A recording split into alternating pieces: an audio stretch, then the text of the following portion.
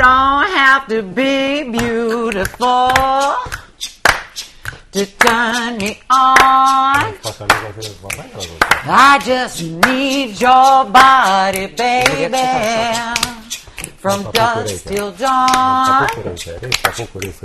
You don't need experience, no, to turn me out.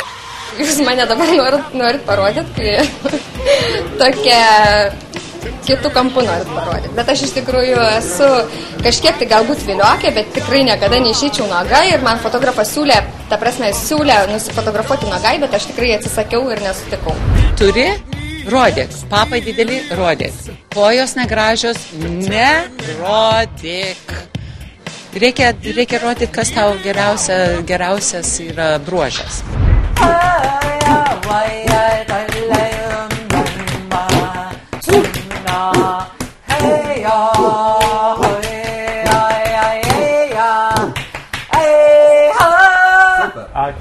Tai drąsa ir gali padėti nugalėti. Reikia save pateikti galbūt tirščiau, kovingiau, negu kad tu esi gyvenime. Čia taip kaip makiažas televizijos turi būti ryškesnis, negu kad kasdieniniam gyvenime. Dauguma pretendenčių į realybės šou Misis Lietuva išties labai ryškios ir labai atviros. Kai kurios prisipažįsta, kad savo išrinktiesiems nepranešė, jog važiuoja į atranką. Arba, dar įdomiau, pamelavo, kad kažkur važiuoja kitais reikalais. Vyriškoji komisijos dalis buvo priblokšta, kai moterys nuoširdžiai išrėžė viską, ką galvoja apie savo antrasias pusės ir apie tai, kas šeimoje tikroji galva. Viską statau aš. Vyras tik yra ta mašina, kuri uždirba pinigus. Mano šeima galvoja, kad aš esu su mokiniais ir aiškiojo skaitymo konkursą išvykus. Žinau, kad kiekvieną minutę jam yra kažkoks įsakymas ir palietimas daryti tą ir aną. Sveikinus ir žuojate. O ir vyras žino, kad iš čia? Pasakiau, prieš išvažinės būtų neišleidęs išvažiuoti. O leis sugrįžti? Vyrui reikia irgi kartais pasilsėti nuo žmonos. Mano vyras yra labai konservatorius. Ir jis tokių dalykų nesupranta. Jis sakė, svarbiausiai pasakyti, kai dalyvausiu, kad žemėje būtų taika. Charakteris geras jūsų susibendravo su Žvaguliu Dambrauskaitė. Su Žvaguliu susibendravau jau labai seniai ir per Žvagulio žmonos skyrybas. Aš nieko nesakė? Netgi buvom porą vienu metu Emiratuose. Bet čia buvo 92-3 dar buvau jauna ir tik tai geriau net gal ir neviešinti dabar. Tai neviešinti. Konkuravom tada. Niekas nesinori. Paskutinį metu gali ant blakstienų vaikščioti namuose, niekas neatsisuks. Ir galvoju, reikia pasirodyti labiau, kad vyras prisimintų, kad turi žmoną. Nu tai žinot, kaip šeimininis gyvenimas, ten vyras ten ta rutina visą. Kodėl ant vyro dabar stumėte? Tai kad tai kaltas, tai turi sakyti. Jis tikrai nekaltas, čia tavo yra, žinai, darbas būti gražiai. Vadovauji namuose? Visada. Man dukras laik sako, tu atsipalaiduok. O tėtis, dukros? Nesako atsipalaiduok? Jau. Nesako atsipalaiduok? Ne.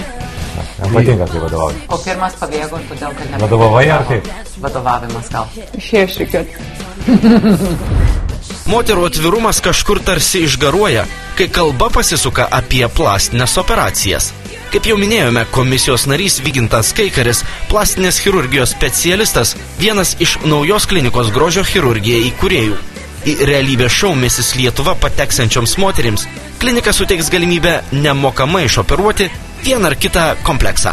Tai nekartą gimdžiusioms moterims itin aktualu. Kol kas chirurgas Vygintas Kaikaris aiškinasi, kiek pretendenčių svajoja apie skalpelio pakeitimus ir akylai stebi, kurios šį bei tą jau pasikoregavo. Vita, jūs turėjote kažkokio reikalų su plastikos chirurgais? Ne. Niekada? Ne. Tito, galit pakelt antakius? Nustepti. Ačiū.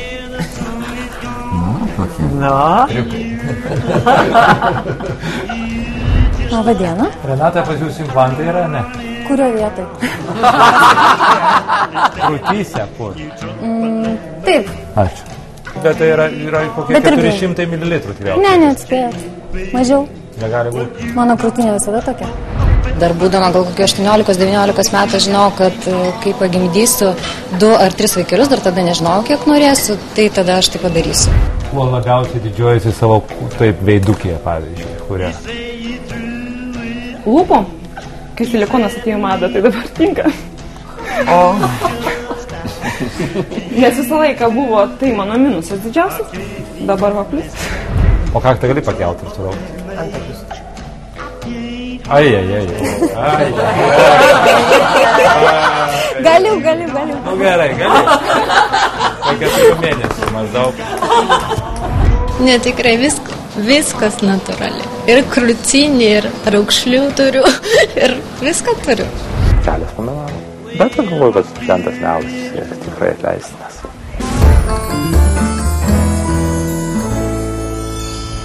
Oi, nepavydžiu komisija. Net neįsivaizduoju, kaip iš tokios daugybės gražių ir talentingų išrinkti tas kelias žaviausias ir talentingiausias, kurioms pasisekė tęsti savo pasirodymą mūsų šou. O kurioms dėja teks išvažiuoti nieko nebežus. Ir nieks čia negali padėti. Nei pinigai, nei visuomeninė padėtis, nei pažintys. Ir nei aš. Toks geras ir žavingas. Baigėsi sunkiausias atrankos etapas į televizijos projektą Misis Lietuva. Komisijai tenka priimti sunkų sprendimą, kurios pretendentės pirmojo egzamino neišlaikė. Galbūt joms šiek tiek pritrūko išskirtinumo, šiek tiek žavesio, gal pristigo drąsos, galbūt pernelyg pasidavė provokacijoms. Daugybė skirtingų faktorių lėmė, kurioms moterims tenka važiuoti namo it musę kandus. Mes iš tikrųjų buvom labai laimingi, kad jūs suteikėt mums progą pamatyti jūs visas, bet kaip žinia, mes negalime ir neturime galimybės palikti jūsų visų. Ir dabar aš paskelbsiu keletą vardų, kurios palieka šį projektą. Ankudavičienė Neringa, Blažienė Svetlana, Hurta Valina, Čaplikienė Ernesta. Mums labai gaila, bet jūs nepatenkate. Nežinau kodėl. Atrodo pakankamai drąsi ir išvaizdi, o kodėl jie taip pasirinko, tikrai neįsivaizduoju dėl ko. Nepateko į kitą etapą Krupovičienė Rita. Visos šitos yra drąsios moteris, jos yra visos savai gražios ir labiausiai buvo, aišku, gaila skaityti pavardės tų, kurias mes atrinkome po didelių ginčių ir debatų ir toms, kurioms pasakė ačiū. Tai labiausiai man gaila buvo tų moterų, kurias turėjo išeiti. Jaudulys bei kuklumas pakišo koją šioms vienintelėms ir nepakartojamams kitų, bet ne šio konkurso laureatams. Ir kviečiu išeiti žingsnį į priekį Pinigytė Vilija. Supratau, kad nesu tokia drąsi tokiuose dalykuose. Tiesiog matyt būti žmona ir 2 vaikų mama yra lengviau negu tokiuose konkursuose dalyvauti. Dar labai noriu gal neatsiprašyti, bet pasakyti visų dalyvių vyrams. Kiekviena jūsų moteris, kiekviena jūsų mažytė žmona yra vienintelė ir nepakartojama. Tai, kad čia sprendė komisija, tai yra šnipštas. Tiesiog mūsų toks darbas buvo, bet kiekviena jūsų moteris yra pati gražiausia ir pati nuostabiausia.